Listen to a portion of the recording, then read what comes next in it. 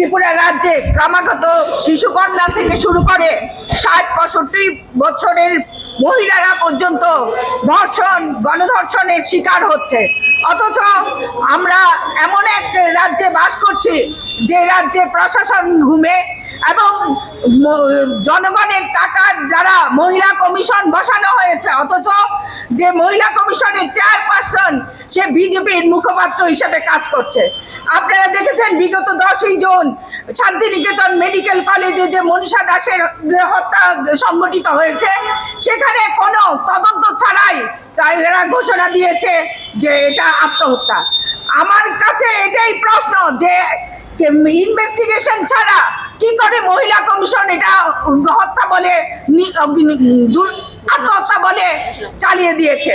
নিশ্চয়ই এটার মধ্যে রহস্য লুকিয়ে আছে এবং জনগণ জানতে চাইছে এটা কি কারণে এই মনীষা দাসের হত্যা সংঘটিত হয়েছে।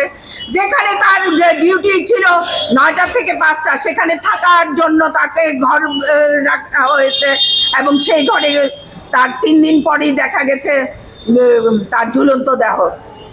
এটা আমরা এই সরকারের কাছে বিচার বিভাগীয় তদন্ত করার জন্য ডিমান্ড করেছি।